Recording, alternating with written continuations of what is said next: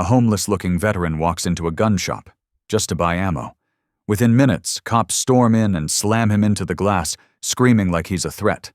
Blood dripping, surrounded by drawn weapons. He stays calm. Then he makes one phone call, and everything stops.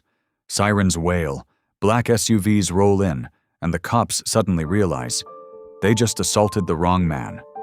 Because this homeless veteran, he's someone powerful, someone dangerous. And now someone is done playing nice. What's the truth behind his identity? And how will one phone call destroy their entire careers? Your comments remind me that we're not alone in feeling deeply. If loyalty, second chances, and human dignity mean something to you, then you're right where you belong. The bell above the door chimed as Colonel Garrett Lopez stepped into Henderson's Gun and Sporting Goods. The familiar smell of gun oil and leather welcomed him, but the warm atmosphere quickly turned cold as several customers turned to stare. Garrett knew exactly how he looked. His deliberately weathered jacket hung loose on his frame, and his 3-day stubble and unkempt hair completed the image he needed to maintain. An elderly man clutched his shopping basket closer to his chest and shuffled away from the ammunition aisle where Garrett was heading. A young couple whispered to each other, the woman's eyes darting nervously in his direction before quickly looking away. Garrett kept his face neutral, though years of training had already alerted him to every exit, every person, and every potential threat in the room. Not that he expected any real danger here. This was exactly the kind of reaction his appearance was designed to provoke. "Well, if it isn't my favorite hunting enthusiast," Harold Henderson's cheerful voice cut through the tension. The shop owner's familiar face appeared from behind the counter, his smile genuine despite the obvious discomfort of his other customers. "Back for more 12-gauge shells?" Garrett allowed himself a small smile, careful to maintain his role. "You know me too well, Harold," he said, his voice deliberately rough. "Got some birds in my sights." Harold nodded knowingly, though Garrett caught the slight tightness around his eyes. The shop owner had been under immense pressure lately, though he hid it well. Garrett made his way to the ammunition display, taking his time as he examined the selections. From the corner of his eye, he noticed a middle-aged woman in a bright red sweater pull out her phone, her fingers moving quickly across the screen as she glanced in his direction. The fluorescent lights hummed overhead as Garrett picked up a box of shells, pretending to read the label while actually observing the other customers through his peripheral vision. The elderly man had moved to the far corner of the store, while the young couple had positioned themselves near the exit. The woman with the phone was now speaking in hushed tones to another customer, both of them casting furtive glances his way. "Found what you need?" Harold asked, moving closer while maintaining a professional distance, just as any shop owner would with a somewhat questionable-looking customer. "Almost," Garrett replied, reaching for another box. He could practically feel the tension in the room rising. The woman in the red sweater was now at the counter, speaking quietly to Harold's assistant. The words "suspicious" and "police" drifted to his ears, confirming what he had already suspected. Harold's shoulders tensed slightly. He'd heard it too. "Say," he said, keeping his voice casual, "we just got in some new hunting vests. Real quality stuff. Would you like to take a look?" It was a warning, wrapped in casual conversation. Harold was trying to give him a chance to leave before any trouble started. The shop owner's concern was touching, but unnecessary. This was exactly the scenario Garrett had been working toward. "Sure thing," Garrett said, following Harold to a rack of hunting gear. He could hear more whispers behind him, the soft tapping of another phone, probably sending messages about the dangerous-looking man in the store. "Listen," Harold said quietly, pretending to show him a vest. "Maybe you should come back another time. Some folks are getting nervous, and you know how people can be these days." Garrett nodded, maintaining his role while appreciating Harold's attempt to protect him. "Don't worry about me, Harold. I'm just here for ammunition." He selected 2 boxes of shells and headed towards the counter, aware of how the other customers drew back to make way for him. The bell above the door chimed again as 2 more customers hurriedly left the store. The woman in the red sweater was still at the counter, now openly staring at him as he approached. Harold moved behind the register, his movements deliberately calm despite the tension in the air. "Will this be all for you today?" Harold asked, his voice steady and professional. "That'll do it," Garrett replied, reaching for his wallet. He could see the relief on the remaining customers' faces. They probably thought he was almost gone. Little did they know that their calls to the police were exactly what he had been waiting for. As Harold rang up the purchase, Garrett caught the shop owner's subtle glance toward the security cameras in the corners of the store. Those cameras had captured months of evidence that would soon become very important. But for now, Garrett simply paid for his ammunition, accepted his receipt with a nod, and turned toward the exit. The remaining customers visibly relaxed as he headed for the door, probably assuming the threat was about to leave. Garrett allowed himself a small, hidden smile. His appearance had done its job perfectly, creating just enough suspicion to draw attention while maintaining his cover as a regular customer at Harold's shop. Now all he had to do was wait for the next phase of his mission to unfold. The bell chimed one final time as he stepped out into the parking lot, the weight of the ammunition in his bag matching the weight of his purpose. Behind him, he could hear the murmur of relieved voices through the closing door, unaware that they had just played their parts in a much larger operation. The patrol car's tires crunched against the gravel as it pulled into the parking lot of Henderson's Gun and Sporting Goods. Officers Derek Brennan and Leto Webb emerged from their vehicle, their movements sharp and purposeful. Brennan's stocky frame led the way, his hand resting deliberately on his holstered weapon as he surveyed the scene. Webb followed close behind, mirroring his partner's aggressive stance. Through the store's large front windows, they could see Garrett standing at the counter, completing his purchase. Brennan's jaw tightened as he assessed the situation, his eyes narrowing at Garrett's worn clothing and unkempt appearance. "Look at this guy," Brennan muttered to Webb, "probably casing the joint." The bell chimed as they pushed through the door, causing the remaining customers to turn towards the entrance. Relief washed over their faces at the sight of the uniforms, but Harold Henderson's expression showed a flicker of concern. "Sir!" Brennan's voice boomed through the store. "Step away from the counter and keep your hands where we can see them." Garrett turned slowly, maintaining a calm demeanor despite the hostile approach. "Officers, there seems to be a misunderstanding. I'm just purchasing some ammunition." "Hands where we can see them," Webb repeated, moving to flank Garrett's left side while Brennan took the right. "We received multiple calls about suspicious behavior." Harold stepped forward from behind the counter. "Officers, please. This gentleman is a regular customer. There's no problem here." Brennan shot Harold a warning look. "Stay back, Mr. Henderson. We'll handle this." His attention snapped back to Garrett. "Let's see some ID." "Of course," Garrett said evenly, reaching slowly toward his back pocket. "I have my military ID right here." "Stop!" Brennan barked, his hand tightening on his weapon. "Webb, check him for weapons first."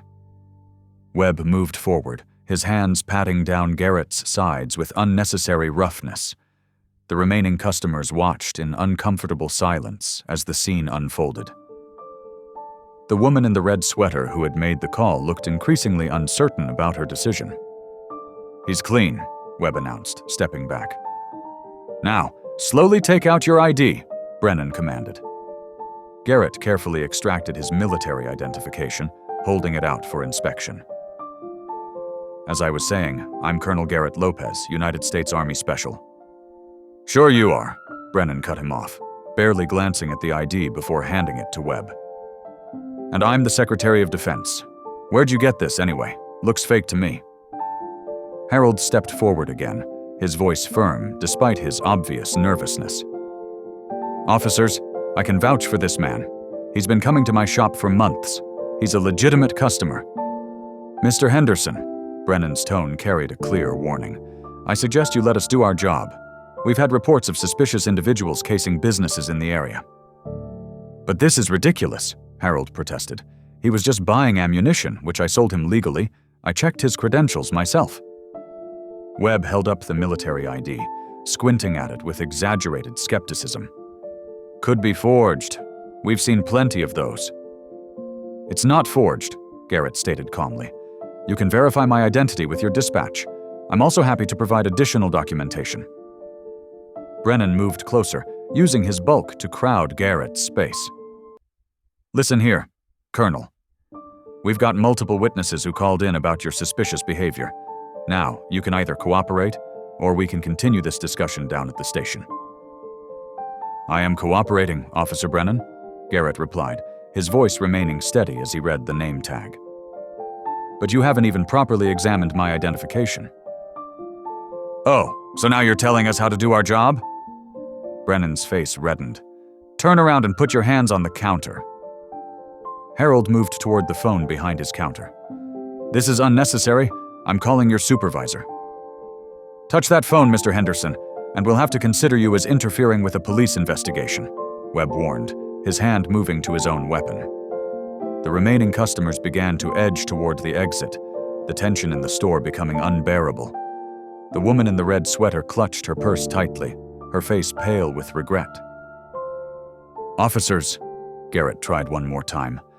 I understand you're responding to concerned citizens, but this situation doesn't need to escalate. My military ID is genuine, and Mr. Henderson can confirm my regular patronage here. Against the counter, now. Brennan's voice left no room for discussion. You can explain all about your military service while we run your information. Harold watched helplessly as Garrett slowly turned and placed his hands on the counter. The colonel's calm compliance seemed to irritate Brennan even more, who roughly pulled Garrett's arms behind his back. You're making a mistake, Harold said, his voice shaking slightly. This man is a legitimate customer, and you're treating him like a criminal based on nothing but his appearance. Final warning, Mr. Henderson, Webb snapped. Stay out of this, or you'll be joining him. The handcuffs clicked shut around Garrett's wrists, the sound echoing in the now silent store. Despite the humiliating position, he maintained his dignified bearing, his weather-beaten face showing no sign of the anger he must have felt. Your prejudice is showing, officers, Garrett said quietly, looking straight ahead. And your unwillingness to properly verify my identity speaks volumes about your actual interest in proper police work. Keep talking, Brennan growled, tightening the cuffs another notch. We'll add resisting arrest and disrespecting an officer to the charges. Harold watched in dismay as the officers began to lead Garrett toward the door, his military ID still clutched unopened in Webb's hand. The morning sun streaming through the windows highlighted the stark contrast between Garrett's calm dignity and the officer's aggressive posturing, casting long shadows across the floor of the now silent shop. The tension in Henderson's gun and sporting goods had reached a breaking point. Officer Brennan's face was flushed with anger, his patience wearing dangerously thin as Garrett maintained his composed demeanor despite being handcuffed. You think you're clever, don't you? Brennan snarled, his fingers digging into Garrett's arm. Acting all calm and superior? I'm simply trying to cooperate, officer, Garrett replied evenly, though his eyes tracked Brennan's increasingly aggressive movements. Harold Henderson watched helplessly from behind the counter, his hands gripping the edge so tightly his knuckles had turned white. The few remaining customers huddled near the entrance, torn between fleeing and witnessing the unfolding scene. Cooperate? Brennan's voice rose sharply. Like you were cooperating when you were casing this place? Without warning, Brennan suddenly shoved Garrett hard, sending him crashing into a large glass display case filled with premium hunting rifles. The impact was devastating. The sound of shattering glass filled the store as the case gave way, sending thousands of dollars worth of firearms clattering to the floor in a cacophony of breaking glass and scratching metal. No, Harold shouted, jumping forward as several pristine rifles clattered across the tile floor. Stop this! Those weapons are… Stay back, Officer Webb commanded, drawing his weapon and training it on Harold. The remaining customers finally broke, rushing for the exit in panic. The bell above the door chimed frantically as they pushed their way out, leaving only the sound of shifting glass and Harold's ragged breathing. Garrett had managed to catch himself against the broken display's frame, but with his hands cuffed behind his back, he struggled to maintain his balance among the scattered debris. As he shifted his weight to steady himself, both officers immediately interpreted his movement as resistance. "He's resisting!" Webb shouted, swinging his weapon from Harold to Garrett. Brennan already had his pistol drawn, pointing it directly at Garrett's chest. "On your knees! Now!" "Officers, please!" Harold's voice cracked with desperation. "This is insane! He's done nothing wrong! He's a decorated military officer!" "Shut your mouth, Henderson," Brennan barked, never taking his eyes off Garrett. "One more word and you're under arrest, too." Garrett remained perfectly still, glass crunching under his boots as he tried to maintain his precarious position. "Officers, I suggest you think very carefully about your next actions. This situation has already escalated far beyond what's reasonable." "On your knees," Brennan repeated, taking a step closer. "I won't tell you again." Harold moved from behind the counter, his hands raised in a placating gesture. "Please, just check his ID properly. Call it in. He's telling the truth. He's a regular customer, a colonel in the Special Forces. This is all just a terrible mistake." "Final warning, Henderson." Webb's gun swung back toward the shop owner. "Back behind that counter now." Glass continued to shift and settle around Garrett's feet as he maintained his balance. Despite having two weapons pointed at him, his weathered face showed no fear, only a calm assessment of the situation that seemed to infuriate Brennan even more. "You heard the man," Brennan growled, using his free hand to unclip his radio. "Central, this is Unit 17. We need backup at Henderson's Gun and Sporting Goods. Subject is resisting arrest, and we have a hostile situation with multiple weapons involved." Harold's face went pale. "Multiple weapons? The only weapons here are the ones you knocked onto the floor. This is completely dash." "That's it!" Webb started moving toward Harold, handcuffs already out. "You're under arrest for interfering with—" "Stop!" Garrett's voice cut through the chaos with commanding authority, freezing everyone in place. "Officer Brennan, Officer Webb, you are both making a serious error in judgment. I strongly suggest you holster your weapons and call your supervisor immediately." "Shut up!" Brennan's hand tightened on his weapon. "You don't give the orders here." "Actually," Garrett continued calmly, "in this situation, I believe I do. Because in about 30 seconds, you're both going to have a lot of explaining to do about why you drew weapons on a senior military officer without probable cause and destroyed thousands of dollars worth of private property in the process." The sound of approaching sirens filtered through the broken glass of the display case. Brennan's face twisted with rage as he stepped closer to Garrett, his weapon just inches from the colonel's chest. "On your knees!" Each word dripped with barely contained violence. "Officers, please." Harold tried one final time, his voice breaking. "Just stop and think about what you're doing. This isn't right, and you know it." The sirens grew louder, but Brennan seemed beyond reason now, his finger tightening on the trigger as glass continued to crunch under their feet. The morning sun streaming through the shop's windows caught the scattered shards, creating dancing patterns of light that belied the darkness of the moment.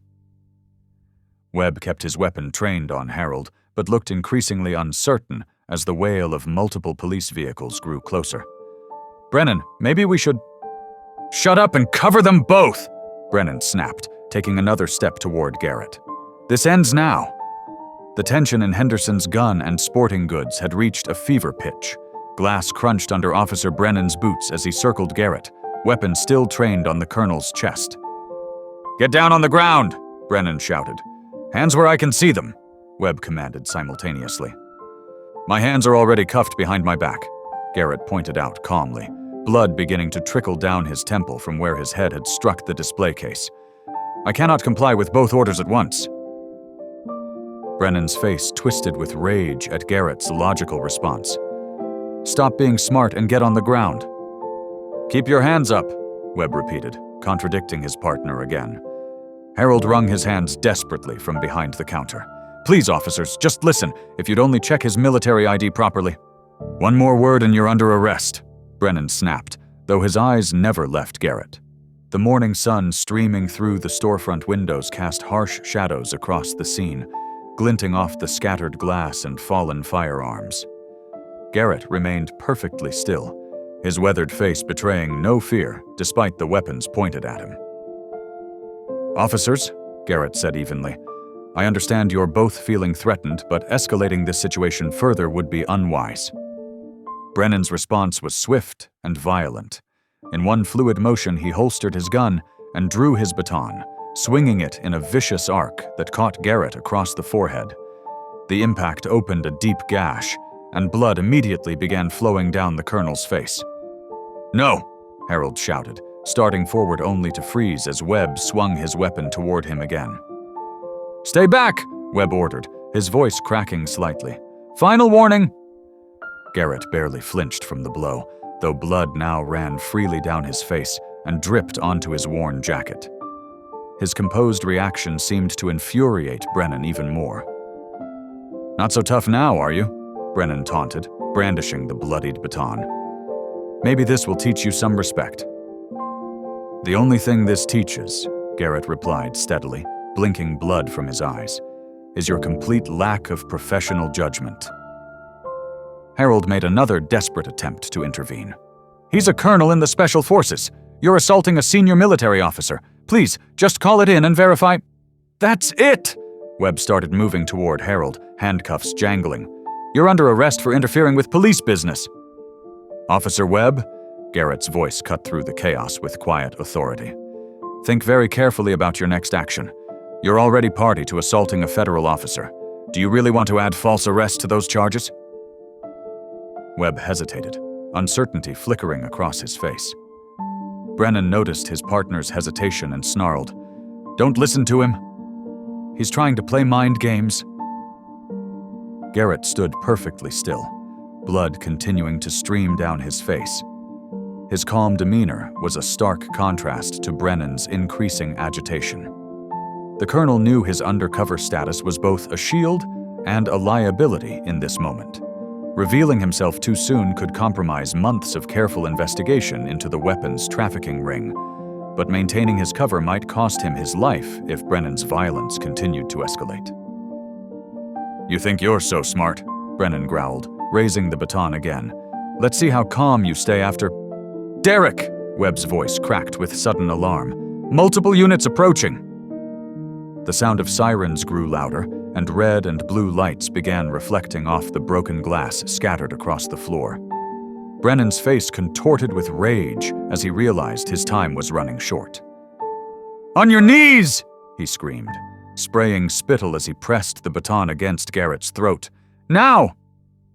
"I cannot comply while handcuffed without risking injury," Garrett stated matter-of-factly, even as the baton pressed harder against his windpipe.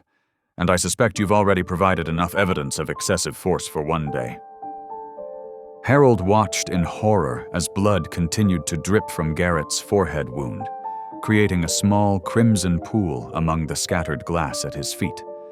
The shop owner's hands trembled as he raised them pleadingly. "Please," Harold begged, his voice thick with emotion.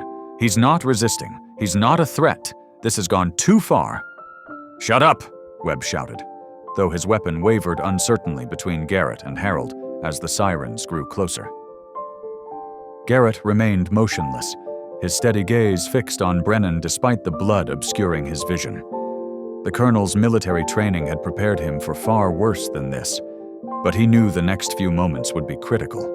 One wrong move could spark lethal violence, while continuing to maintain his cover might prove equally dangerous. "Last chance," Brennan hissed, pressing the baton harder against Garrett's throat. "On your knees, or this gets much worse."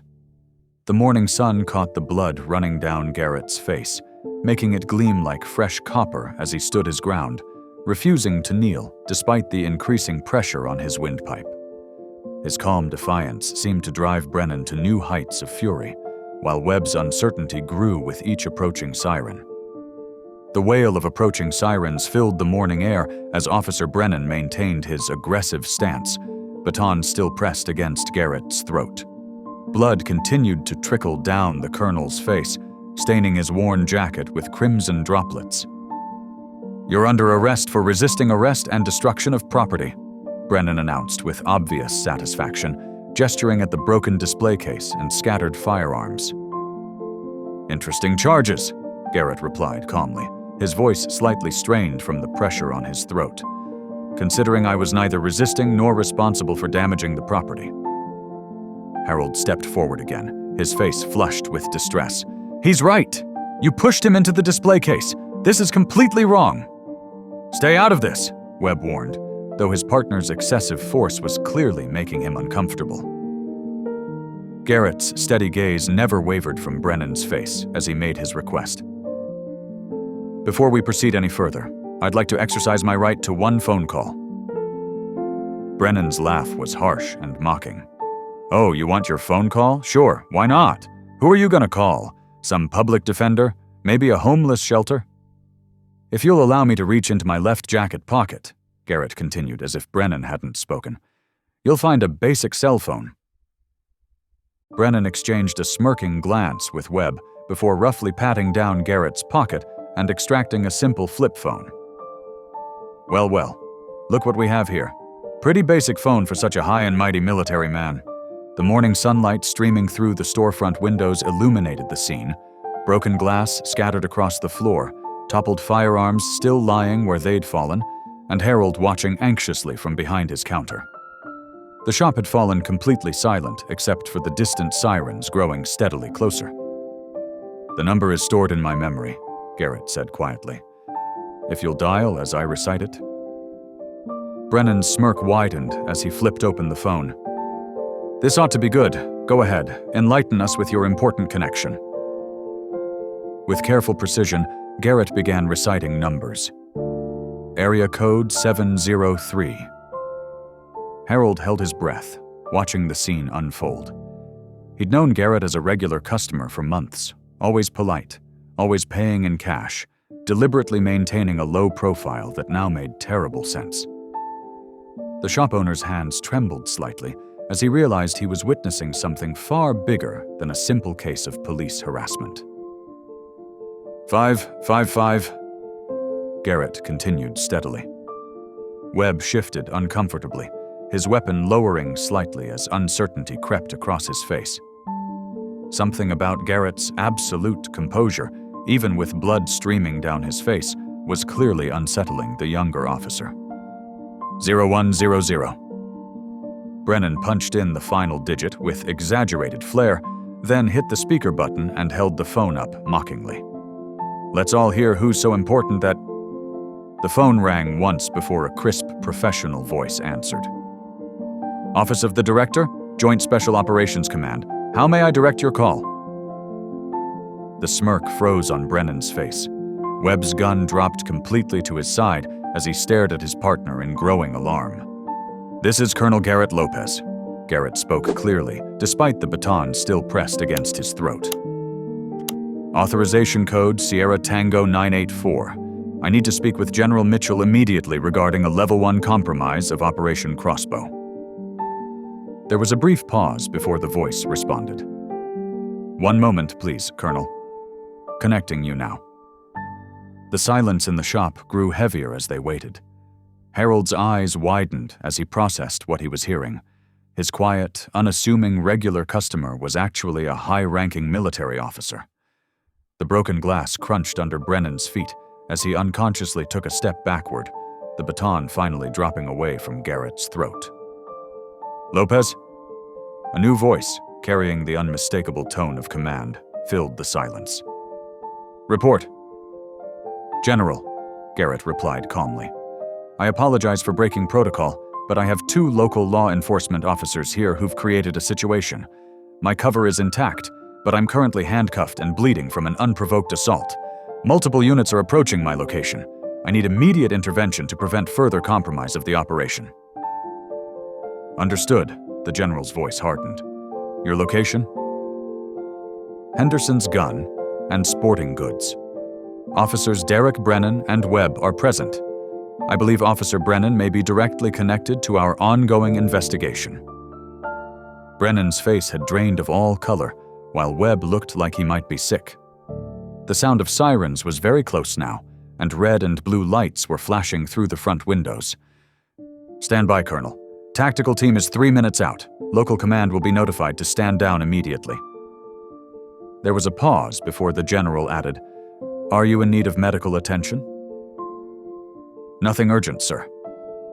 Though I suspect the security cameras in the shop have captured some interesting footage of police procedure." Harold nodded vigorously from behind the counter, pointing to the multiple cameras mounted in the corners of his shop. Brennan's eyes darted frantically between the cameras, the phone, and his partner, while Webb had already holstered his weapon and backed away several steps. "Understood, Colonel. Hold position. Support incoming." The line went dead, leaving the shop in complete silence except for the approaching sirens. Blood continued to drip slowly from Garrett's forehead wound, but his steady gaze never wavered as he looked at the two officers. "Now then," he said quietly, "perhaps we should discuss the real reason you've been harassing Mr. Henderson's legitimate business these past few months." The silence in Henderson's gun shop hung heavy as Garrett spoke into the phone, his voice carrying a quiet authority that seemed to transform the entire atmosphere. "General Morrison? It's Lopez. I need immediate assistance at Henderson's gun shop on Maple Street." Officer Brennan's cocky demeanor faltered slightly as he exchanged uncertain glances with Webb.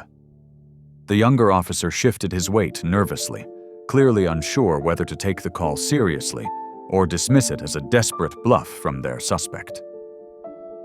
"Yes, sir," Garrett continued calmly, despite the blood still trickling down his face. "Two local officers have created a situation that requires immediate intervention. My cover may be compromised." Harold watched from behind his counter, his mind racing as he processed what was unfolding before him.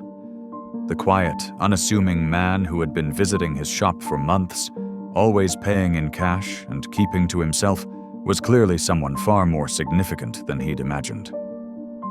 The shop owner's hands trembled slightly as he gripped the edge of the counter, remembering all the times this man had browsed his merchandise while maintaining such a careful facade. Through the front windows, the first hints of approaching vehicles could be heard, not just the regular wail of police sirens, but the deeper rumble of heavy military vehicles.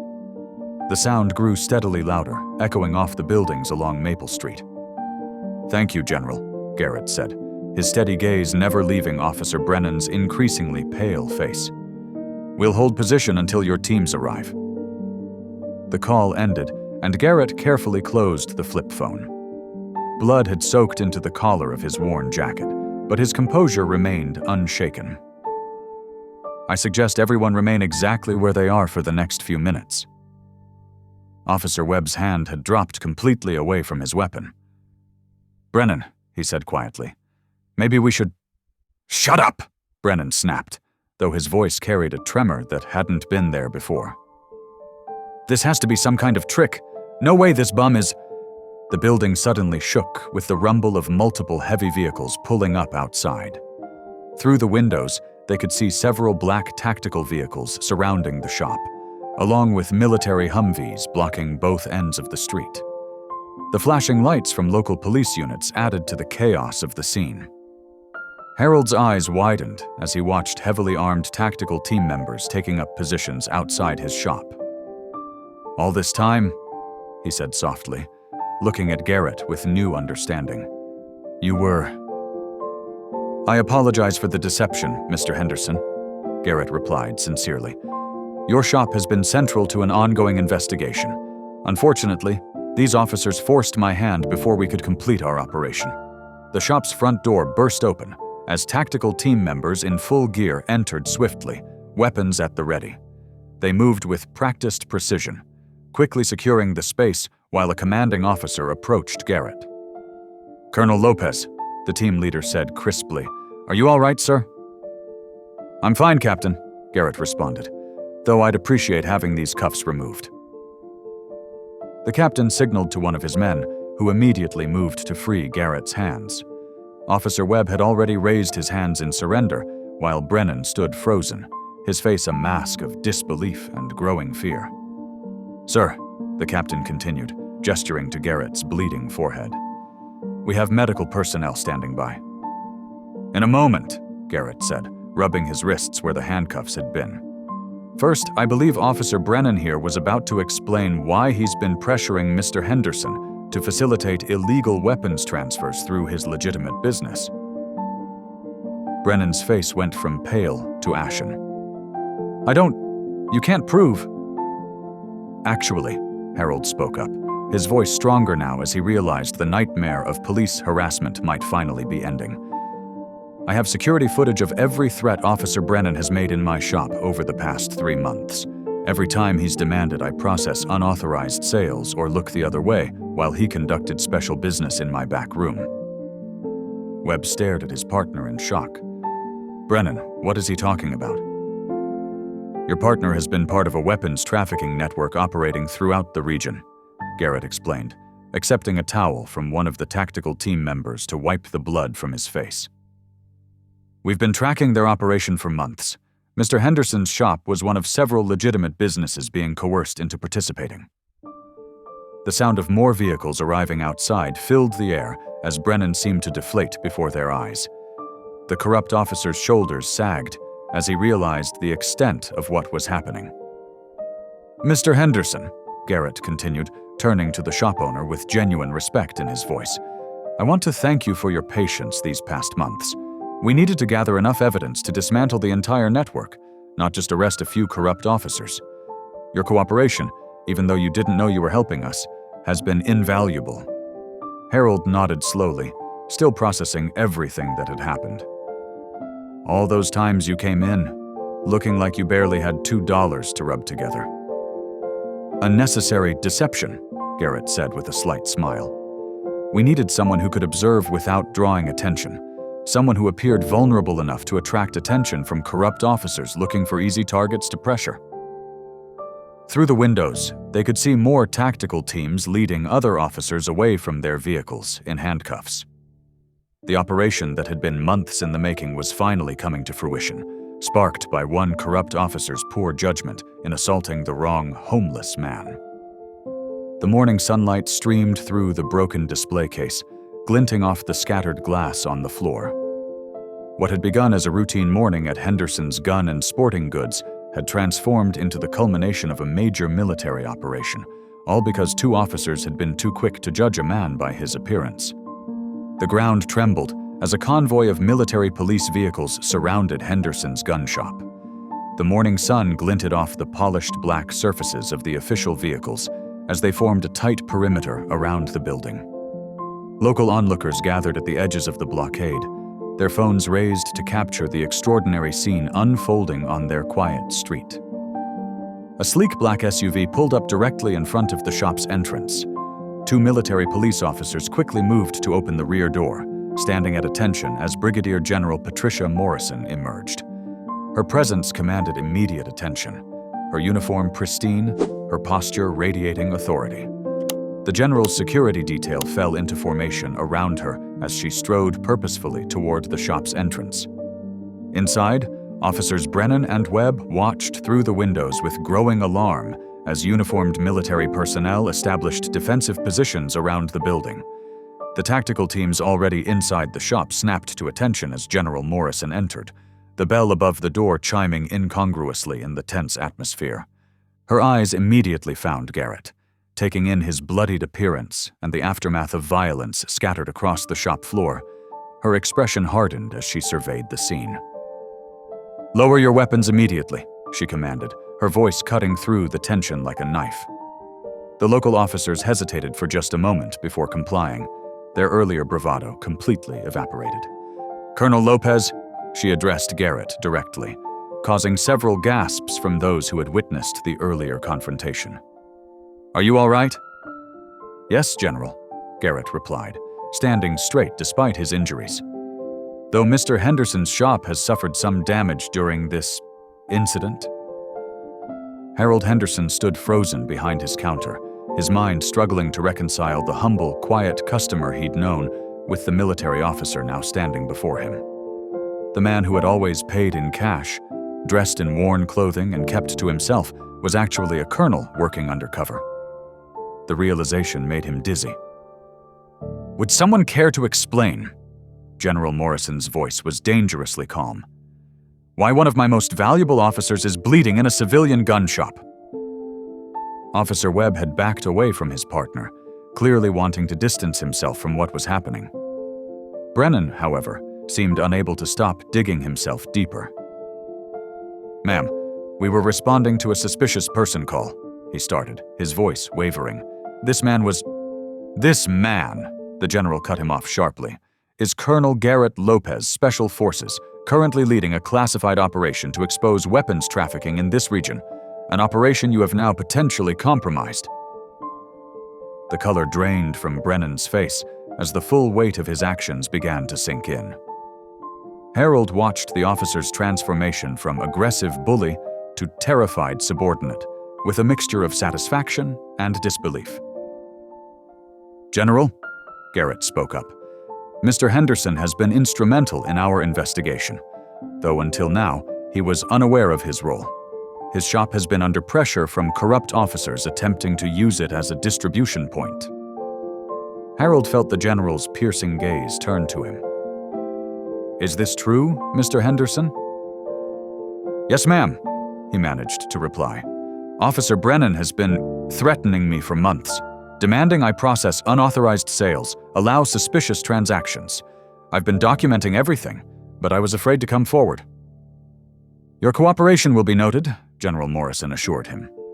"Colonel Lopez has kept me well informed of your situation. Your shop was chosen specifically because of your reputation for honesty and strict adherence to regulations." Harold felt a surge of pride mixed with lingering confusion. All those times Garrett had visited, carefully maintaining his cover while gathering evidence, he had actually been protecting the shop and its owner. "As for you," the general turned back to the local officers, "I suggest you start considering your legal options. Assaulting a military officer during a classified operation is just the beginning of your problems." The tactical team's captain approached with a tablet displaying security footage from the shop. "General, we have clear video evidence of the assault on Colonel Lopez, as well as multiple recordings of Officer Brennan's previous threats to Mr. Henderson." "Excellent," Morrison nodded. "Ensure all evidence is properly secured. Colonel Lopez's cover identity may have been compromised, but we can still salvage the larger operation." She turned to address the room at large. "This shop is now under military jurisdiction. No one enters or leaves without proper authorization. Mr. Henderson, we'll need your full cooperation for the next few days while we process evidence and complete our investigation." "Of course," Harold nodded quickly. "Whatever you need." "Colonel?" The general's tone softened slightly as she addressed Garrett again. "Get yourself checked out by medical. We'll debrief once you're cleared." "Yes, General," Garrett replied, finally allowing himself to be led toward the waiting medical team outside. Harold watched through his shop window as his former quiet customer was treated with utmost respect by the military personnel outside. The morning's events had completely upended his understanding of the past few months, but for the first time since Officer Brennan had started pressuring him, he felt safe. The power shift in the room was complete. Where Brennan and Webb had earlier dominated through intimidation and violence, they now stood meekly as junior officers processed their weapons and badges. The general's presence had transformed the small gun shop into a military operations center, and Harold's humble business had been revealed as a key piece in a much larger investigation. General Morrison moved to the center of the shop, her commanding presence drawing all eyes. The morning light streaming through the windows caught the polished brass insignia on her uniform as she prepared to address the gathered group. Military police officers maintained their positions, while medical personnel tended to Colonel Lopez's injuries near the counter. "What I'm about to share is classified information," she began, her voice carrying the weight of authority. "But given the circumstances, certain details must be revealed." She paused, making eye contact with each person in the room. "Colonel Garrett Lopez is not simply a veteran or a regular customer of this establishment. He is a highly decorated Special Forces officer currently leading a critical undercover operation." Officer Brennan shifted uncomfortably, the implications of his actions beginning to sink in. His partner, Webb, had backed himself into a corner, trying to become invisible. For the past 6 months, the general continued, Colonel Lopez has been investigating an extensive weapons trafficking network operating in this region. These criminals are supplying drug cartels with military-grade equipment, weapons that should never be in civilian hands, let alone in the possession of international criminal organizations. Harold Henderson's eyes widened as pieces of a puzzle he hadn't known he was solving fell into place. The strange customers, the unusual requests, the pressure from certain officers to look the other way. It all made sense now. Mr. Henderson, General Morrison turned to address him directly. Your shop was chosen specifically because of your reputation for strict adherence to regulations. Colonel Lopez has been monitoring suspicious activities here and at other local gun shops, building a case against those involved in this illegal trade. Harold nodded slowly, processing this information. The unusual requests from Officer Brennan, he said, finding his voice. The demands to process sales without proper documentation. Yes, the general confirmed. Your resistance to those pressures was noted and appreciated. It's why Colonel Lopez maintained regular contact with your shop, to ensure your safety while gathering evidence. Officer Brennan's face had turned ashen. Ma'am, I had no idea, he started, but Morrison cut him off with a sharp gesture. That's precisely the point, officer. Colonel Lopez's cover was designed to be convincing enough to draw out those involved in the trafficking network. However, her voice took on an edge of steel. That does not excuse your actions today. You assaulted a federal operative based solely on his appearance and refused to check his identification when offered. The general turned to address the military police officers documenting the scene. I want every security camera recording from this shop preserved. Document all damage to the premises. Mr. Henderson's cooperation with this investigation needs to be properly recorded.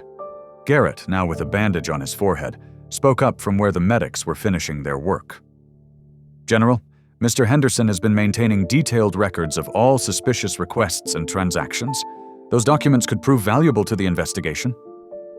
Harold quickly moved behind the counter, pulling out a thick folder from a hidden compartment. I've been keeping track of everything, he explained, handing the folder to a waiting MP. Dates, times, names when I had them. Every time Officer Brennan or others tried to pressure me into making illegal sales. Excellent work, General Morrison nodded approvingly. Your attention to detail will be invaluable in building our case. She turned back to the local officers, who seemed to shrink under her gaze. As for you two, interfering with a federal investigation carries serious consequences. Your actions today have potentially compromised 6 months of careful undercover work. Officer Webb finally found his voice, though it quavered. What happens now? Now, the general stated firmly. You both will be taken into custody and questioned about your involvement in these weapons trafficking activities. Your superiors will be notified, and Internal Affairs will be launching their own investigation. The reality of their situation seemed to finally hit Officer Brennan. We were just responding to a call, he protested weakly. A suspicious person. You were responding to your own prejudices, Morrison corrected him sharply. Colonel Lopez offered his military identification, which you refused to even look at. Instead, you chose violence and intimidation, tactics that, based on Mr. Henderson's records, seem to be your standard operating procedure. Military police officers moved to take custody of Brennan and Webb, removing their service weapons and badges.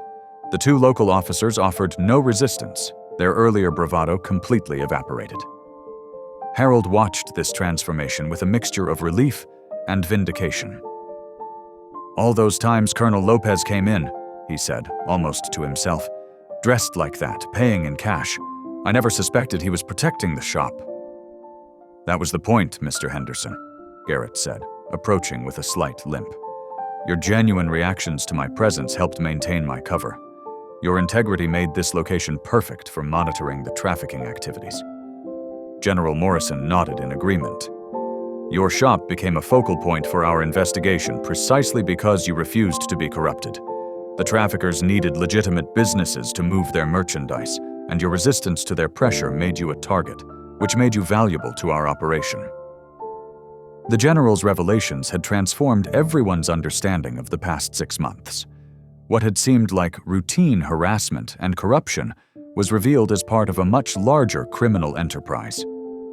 Garrett's careful maintenance of his undercover identity, his regular visits to the shop, his seemingly vulnerable appearance, all had been calculated to draw out those involved in the weapons trafficking network. Harold looked around his shop, seeing it with new eyes: the broken display case, the scattered ammunition, the evidence markers being placed by military police. His humble business had become the center of a federal investigation, and he had been an unwitting participant in bringing criminals to justice.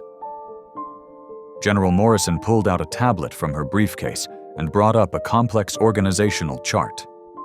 The screen displayed a web of connections, with Police Chief Raymond Vasquez's photo prominently featured at the top. Below him were dozens of other photos, including Officers Brennan and Webb, connected by lines showing their roles in the operation. "What we've uncovered is far more extensive than simple police harassment," Morrison explained, setting the tablet on the counter where everyone could see. "This is a sophisticated weapons trafficking operation, orchestrated from within the local police department itself." Harold leaned forward, his eyes widening as he recognized faces on the screen. "These officers, they've all been to my shop, pressuring me about inventory, suggesting special arrangements for certain customers." "Exactly," Garrett said, stepping closer despite his injuries. "Chief Vasquez has been running this operation for years. He positioned corrupt officers like Brennan and Webb in key locations throughout the district, using their authority to intimidate legitimate business owners." Officer Brennan's face had lost all color as he stood handcuffed between two military police officers. "The chief will never let this stick," he muttered, but his voice lacked conviction.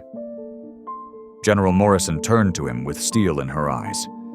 "Chief Vasquez is already in custody. Military police picked him up 20 minutes ago at police headquarters.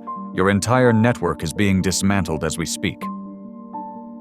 The revelation sent a visible shock through both detained officers. Webb started trembling, while Brennan seemed to deflate completely.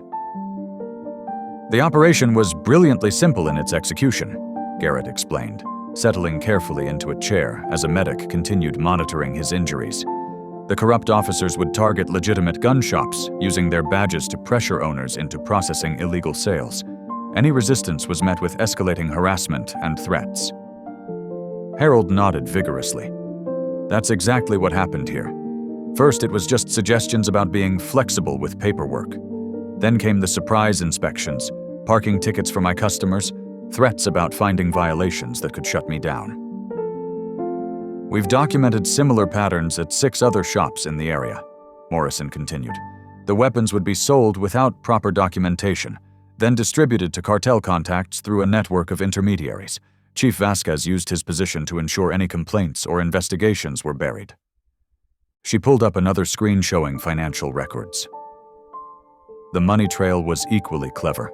Small amounts filtered through multiple accounts, nothing large enough to trigger automatic reviews. The chief's experience in law enforcement helped him stay one step ahead of traditional investigation methods.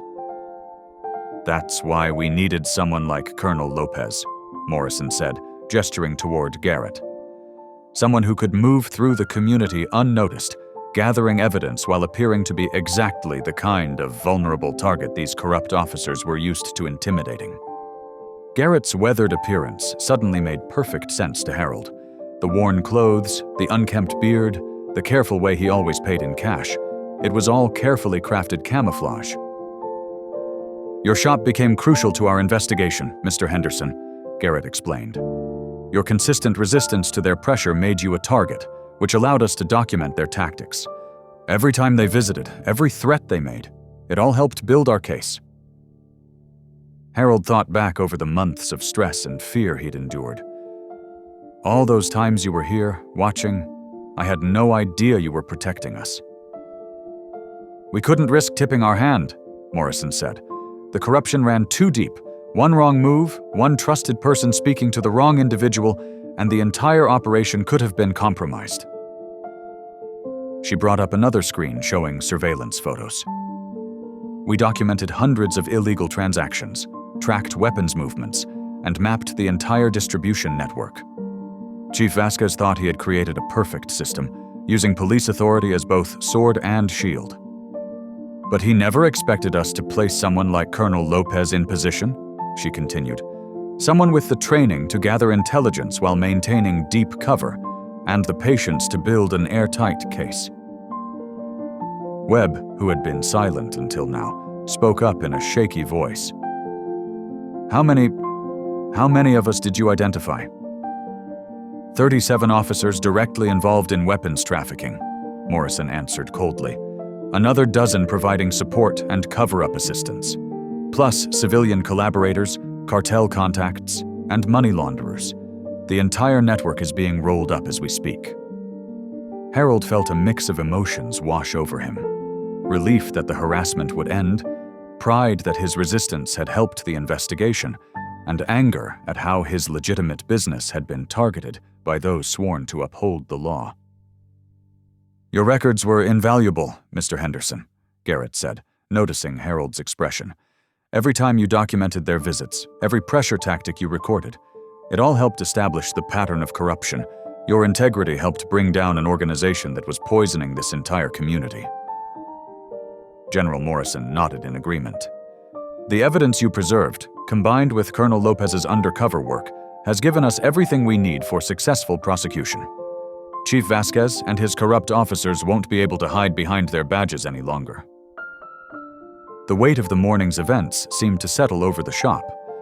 What had begun as a simple response to a suspicious person call had exposed a complex criminal enterprise operating within the police department itself.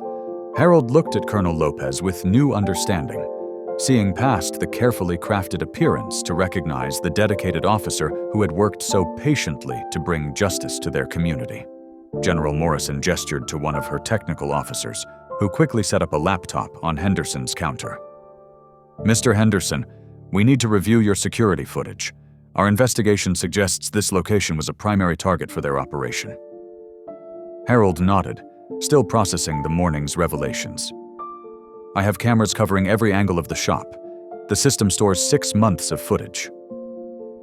The tech officer connected to Henderson's security system, and multiple video feeds appeared on the screen. General Morrison directed him to start with footage from 3 weeks earlier. Watch this incident carefully, she instructed, pointing to a scene unfolding on the monitor. The footage showed 2 officers, not Brennan or Webb, but others Harold recognized, entering the shop during a busy afternoon. One officer began aggressively questioning a customer about his purchases, while the other moved through the aisles, apparently conducting an inspection.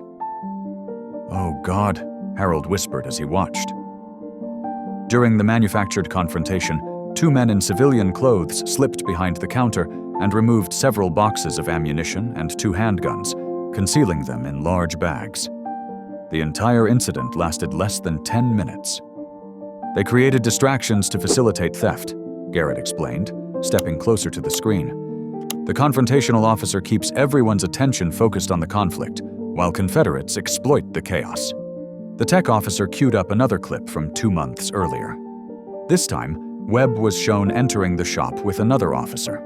They immediately began harassing a group of legitimate customers about their identification documents. Look at the timestamp, Morrison pointed.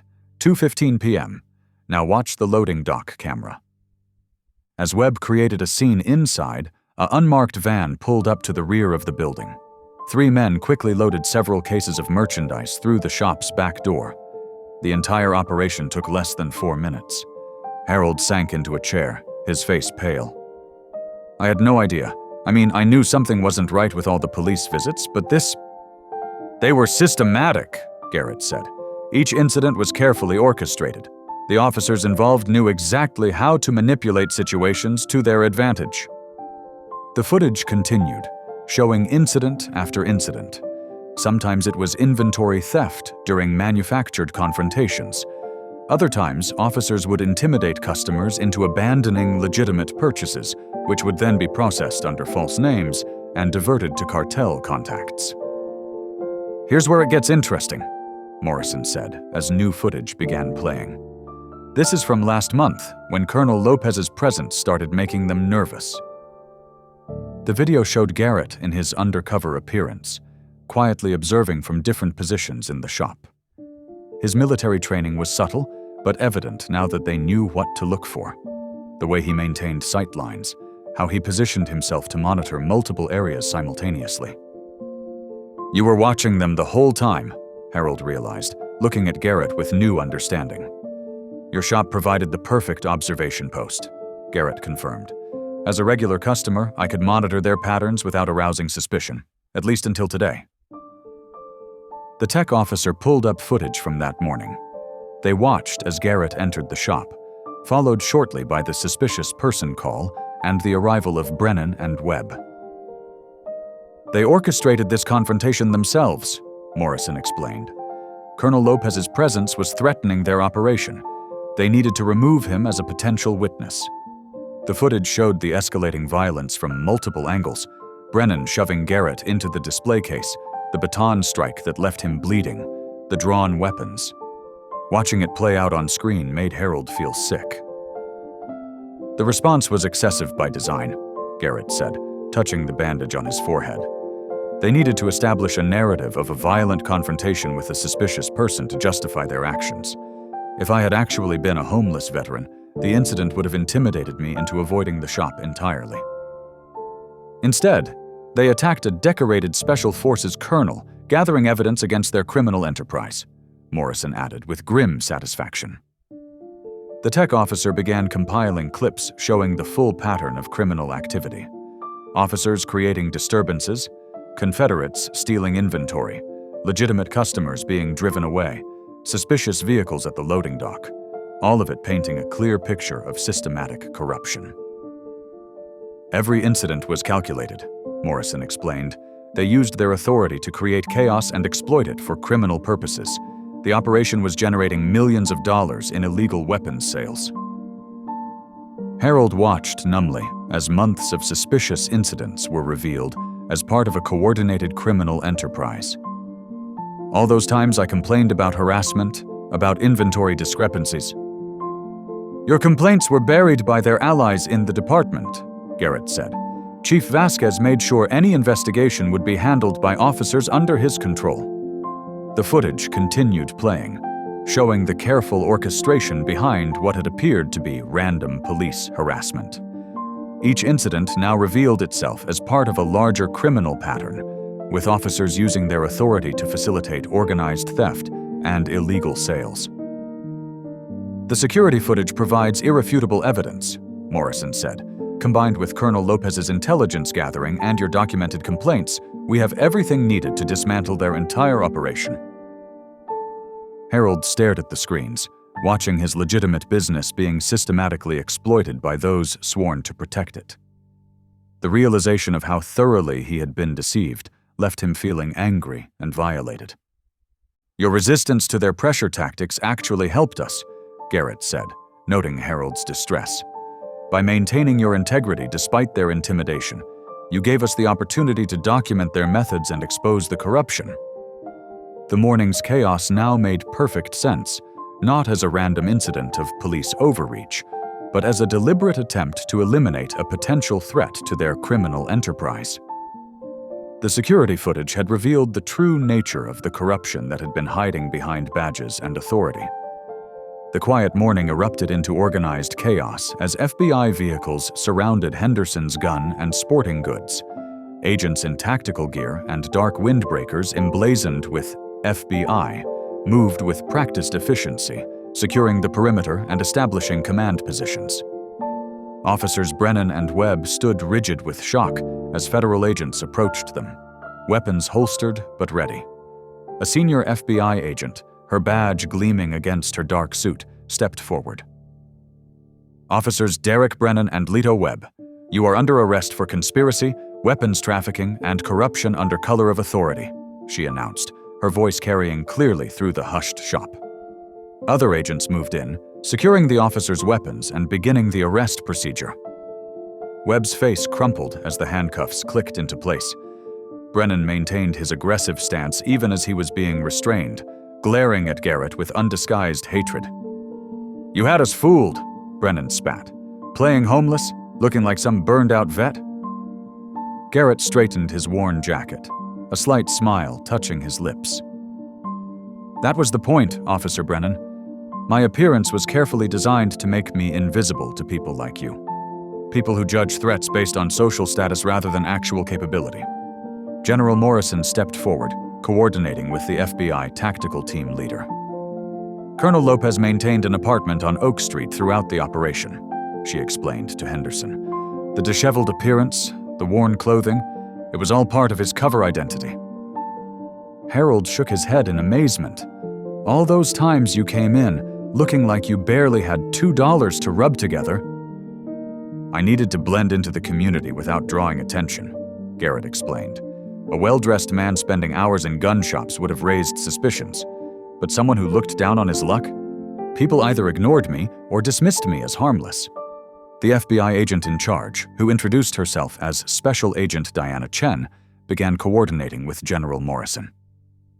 "We'll need formal statements from everyone involved," she said. "Mr. Henderson, your testimony about the pattern of police intimidation will be crucial to our case." Harold straightened his shoulders, looking at the now handcuffed officers.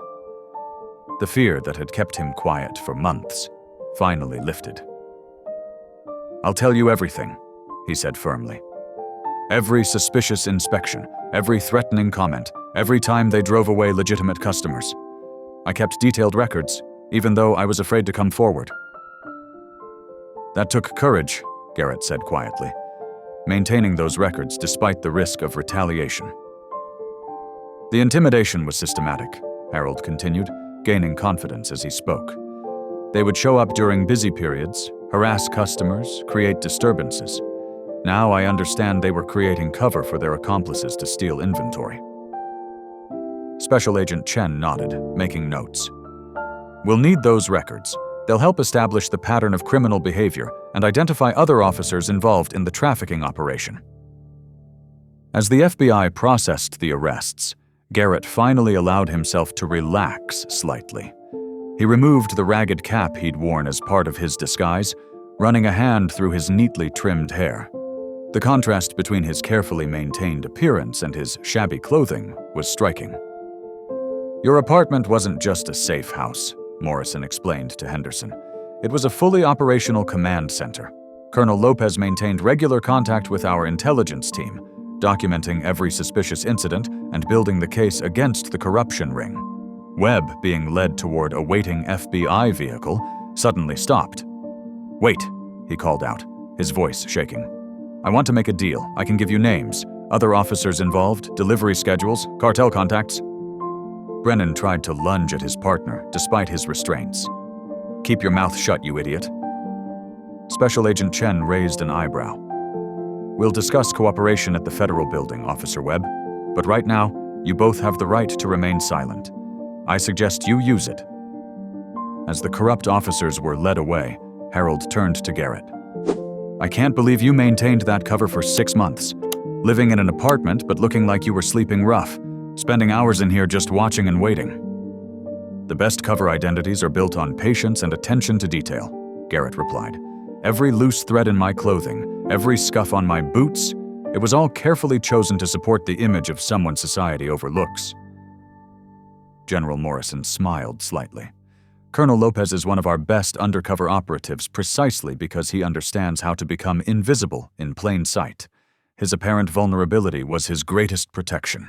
FBI evidence teams were already beginning their work, documenting the scene of that morning's confrontation and collecting security footage.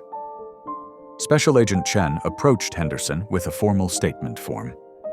"Are you ready to make your official statement, Mr. Henderson?" she asked. "We'll need every detail about the intimidation tactics they used against you and your business." Harold looked at the handcuffed officers being placed in separate FBI vehicles, then at the federal agents now protecting his shop. The weight of fear he'd carried for months finally lifted from his shoulders. "Yes," he said firmly, "I'm ready to tell you everything. No more looking the other way, no more staying quiet out of fear. It's time for the truth to come out." Garrett watched as Henderson began giving his statement, detailing months of suspicious activities and police intimidation. The shop owner's voice grew stronger with each revelation, his testimony laying the groundwork for justice to finally be served. The morning's chaos was transforming into ordered justice as federal authorities took control of the scene. The corrupt officer's arrest marked not just the end of Garrett's undercover mission, but the beginning of accountability for those who had abused their authority for criminal gain. Police Chief Raymond Vasquez's hands trembled as he watched the news unfold on his office television. The morning broadcast showed FBI vehicles surrounding Henderson's gun and sporting goods, with reporters describing the arrest of 2 police officers in connection with weapons trafficking. His phone buzzed incessantly with urgent messages, but he ignored them all. Sweat beaded on his forehead as he quickly gathered files from his desk, stuffing them into his briefcase. The sound of approaching sirens made his heart race. Through his office window, he could see multiple federal vehicles entering the police department parking lot. "No, not like this," he muttered, grabbing his car keys. Vasquez burst through the emergency exit, triggering the alarm. He sprinted across the back lot to his personal vehicle, a black SUV with dark-tinted windows. His hands shook so badly he almost dropped his keys trying to unlock the door. FBI agents were already entering the building through the main entrance when Vasquez's SUV roared to life. He stomped on the accelerator, tires squealing as he crashed through the parking lot gate. The metal barrier crumpled under the impact, scraping along his vehicle's side. "All units, be advised," crackled the FBI tactical channel. "Suspect Raymond Vasquez is fleeing in a black Ford Explorer, heading east on Madison Avenue. Consider him armed and dangerous." Federal vehicles quickly gave chase, their sirens wailing through the morning traffic. Vasquez weaved dangerously between cars, running red lights and cutting across lanes. His SUV clipped the bumper of a delivery truck, sending sparks flying. "He's not getting away," Special Agent Chen said firmly from the lead pursuit vehicle. She gripped the dashboard as their car took a sharp turn, keeping Vasquez's SUV in sight. "All units converge. Box him in before he reaches the highway." Vasquez's eyes darted between his rearview mirror and the road ahead. The growing line of emergency vehicles behind him confirmed his worst fears. His entire operation was exposed. Years of careful planning and manipulation, destroyed in a single morning. The chase reached downtown, where morning traffic was at its peak. Vasquez swerved onto the sidewalk to avoid a gridlocked intersection, sending pedestrians diving for safety. The federal vehicles were forced to slow down, creating space between them and their target. "He's heading for the river bridge," an agent reported over the radio. "Local units are setting up spike strips at the eastern approach." Vasquez saw the bridge ahead, his last chance for escape. If he could cross it, he might reach the county line. His hands clenched the steering wheel as he pushed the SUV to its limits, but he never reached the bridge. Trying to avoid an oncoming bus, Vasquez jerked the wheel too hard. His SUV clipped a concrete barrier and went into an uncontrollable spin. The world became a blur of motion and screaming metal as the vehicle rolled multiple times before coming to rest on its roof. Smoke rose from the crumpled wreck as emergency vehicles surrounded it. Federal agents approached with weapons drawn, while firefighters rushed forward with extraction equipment. "Chief Raymond Vasquez," Special Agent Chen called out, her weapon trained on the vehicle. "If you can hear me, remain still. We're getting you out." Inside the wreck, Vasquez hung upside down, held in place by his seatbelt. Blood trickled from a gash on his forehead, and his left arm hung at an unnatural angle. The crash had shattered his driver's side window, allowing him to hear the approaching sirens and voices clearly. Firefighters worked quickly, stabilizing the vehicle before cutting through the twisted metal. Within minutes, they had created an opening large enough to reach the injured police chief. "I've got a pulse," a paramedic announced, carefully supporting Vasquez's neck as they eased him onto a backboard. "Multiple lacerations, probable broken arm, possible concussion." As soon as Vasquez was clear of the wreck, federal agents moved in. Special Agent Chen approached the stretcher, holding up her badge. "Raymond Vasquez, You are under arrest for weapons trafficking, conspiracy to distribute illegal firearms, and corruption under color of authority, she announced clearly, while paramedics continued their assessment. You have the right to remain silent. Anything you say can and will be used against you in a court of law. Vasquez's eyes fluttered open, focusing briefly on the agent standing over him. You don't understand, he mumbled through bloodied lips. I had no choice. They would have killed my family. Save it for your testimony, Chen replied firmly. Right now you need medical attention, but make no mistake, you will face justice for what you've done.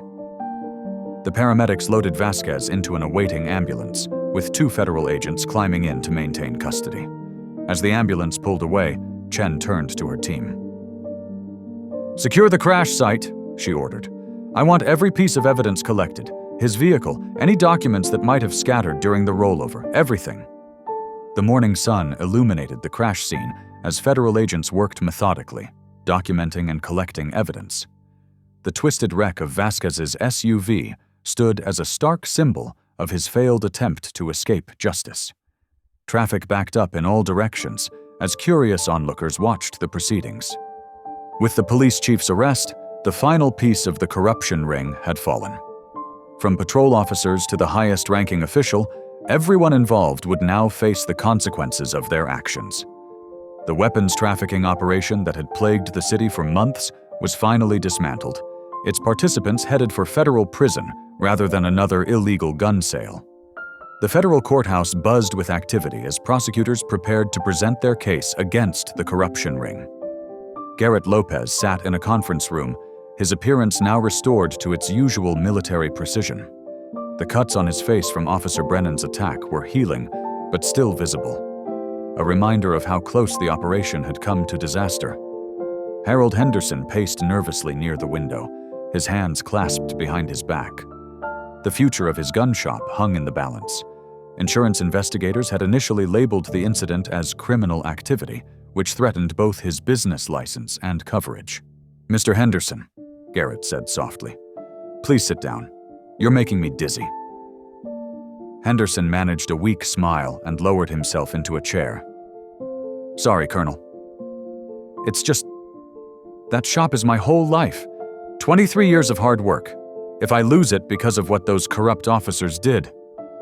That's not going to happen, Garrett assured him firmly. I'm here to make sure of that.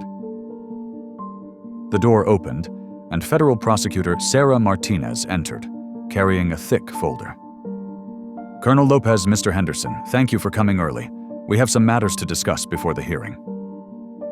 Martinez spread several documents across the table. The insurance company is trying to classify the incident as criminal activity on Mr. Henderson's part, citing inadequate security measures and claiming he enabled illegal weapons sales. That's ridiculous, Henderson protested, his face reddening. I've always followed every regulation to the letter. Garrett leaned forward, his expression determined. Ms. Martinez, I have 6 months of detailed observations proving that Mr. Henderson consistently refused to participate in illegal activities, despite significant pressure and threats from corrupt officers. Tell me everything, Martinez said, pulling out a legal pad. We need to establish a clear pattern of police misconduct and coercion. For the next hour, Garrett methodically outlined what he had witnessed. He described how Officers Brennan and Webb routinely harassed legitimate customers, creating chaos to facilitate theft. He detailed Chief Vasquez's system of intimidation, using regulatory inspections as cover for criminal activities. The damage to Henderson's shop, Garrett explained, was caused by Officer Brennan deliberately shoving me into the display case. It was a calculated act of destruction meant to pressure Mr. Henderson into compliance with their illegal operation. Martinez nodded as she took notes. This testimony will be crucial not only for protecting Mr. Henderson's business, but also for our broader case against the corruption ring. The hearing began at 10 o'clock sharp. The courtroom was packed with journalists, law enforcement officials, and concerned citizens. Henderson sat rigid in his chair as Garrett took the stand. Under oath, Garrett's testimony was clear and compelling. He described how his undercover operation had revealed a sophisticated weapons trafficking network operating across 3 states. The corrupt officers hadn't just been stealing from local gun shops, they were part of a major pipeline supplying cartels with military-grade weapons. The operation moved approximately 350 weapons per month, Garrett testified. Chief Vasquez's department provided protection and cover stories, while cartel contacts handled distribution. Mr. Henderson's shop was targeted because of its legitimate inventory and his reputation for strict compliance with regulations. The prosecutor displayed security footage from Henderson's shop, showing multiple incidents of police harassment and attempted coercion. Garrett narrated each scene, explaining how the officers' actions fit into the larger criminal enterprise. "The assault on me was a direct result of their fear of exposure," Garrett explained. They recognized that someone was watching their operation and reacted with excessive force to maintain control through intimidation. Henderson's testimony followed, his voice growing stronger as he described months of threats and pressure from corrupt officers. The insurance company representatives shifted uncomfortably in their seats as the evidence mounted. By early afternoon, the federal prosecutors had outlined the full scope of charges against the corruption ring. The network had facilitated the trafficking of more than 4,000 weapons over 2 years, generating millions in illegal profits for cartel organizations. The judge's ruling was unequivocal. The damage to Henderson's shop was officially attributed to police misconduct, protecting his insurance coverage and business license. Furthermore, the court ordered the city to cover repair costs as part of the broader corruption settlement. After the hearing, Henderson approached Garrett in the courthouse hallway. His eyes were moist as he extended his hand. "Colonel, I can't thank you enough," Henderson said, his voice thick with emotion. "You saved my business, but more importantly, you helped bring these criminals to justice." Garrett shook Henderson's hand firmly. "You showed real courage standing up to them, Mr. Henderson. Not everyone would have resisted that kind of pressure." Federal Prosecutor Martinez joined them, carrying the final court orders. "The investigation is officially complete," she announced. "Colonel Lopez, your undercover work was instrumental in dismantling one of the largest weapons trafficking operations we've seen in this region." "What happens now?" Henderson asked. "Chief Vasquez and his associates will face federal prosecution," Martinez explained. "Based on the evidence Colonel Lopez gathered, we're looking at sentences ranging from 20 to 30 years. The cartel connections alone add significant time to their charges." Garrett nodded solemnly. "The important thing is that honest business owners like Mr. Henderson can operate without fear of corruption and intimidation." Henderson straightened his shoulders, standing taller than he had in months. "I'll be reopening the shop next week after the repairs are finished. Colonel, you'll always be welcome there, though maybe with less dramatic entrances in the future." This brought genuine smiles to everyone's faces, a moment of lightness after months of tension and fear. Justice had been served, a criminal enterprise dismantled, and an honest man's business saved.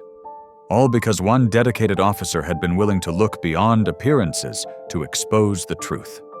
In the weeks following the courtroom verdict, life in the small town began to change. The news of Colonel Garrett Lopez's undercover work spread through the community, morphing him from a suspicious figure into a local hero. Henderson's gun and sporting goods became a gathering place again, its doors swinging wide as customers returned, drawn by the knowledge that their favorite shop was safe once more. Garrett often found himself visiting the store, lingering over the hunting equipment and chatting with regulars who now recognized him for his bravery. Henderson approached him one afternoon, a thoughtful look on his face. "Colonel, I've been thinking," he said, leaning against the counter. "Once your military service wraps up, how about a part-time job here? We could use someone with your expertise." Garrett raised an eyebrow, surprised but intrigued. "You really think I'd fit in around here?" Henderson nodded firmly. "You know firearms inside and out. More than that, you care about this community. You protected us without us even knowing it." The offer hung in the air between them, a bridge to belonging Garrett hadn't realized he needed. "I'd like that," he replied slowly, feeling warmth swell in his chest.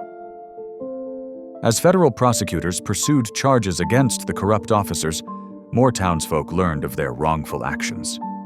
People began to speak up, sharing stories of intimidation they had endured at the hands of those sworn to protect them.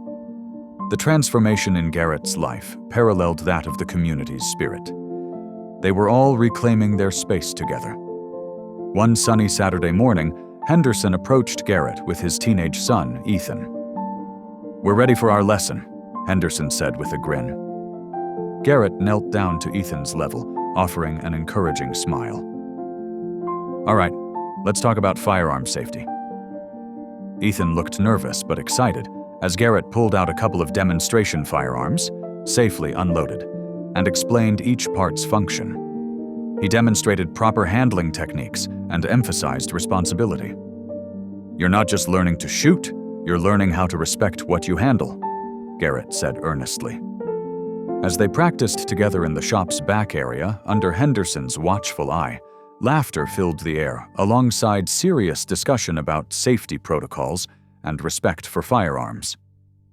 In this moment, surrounded by people who appreciated him, not just as an operative, but as a neighbor and mentor, Garrett felt something shift within him.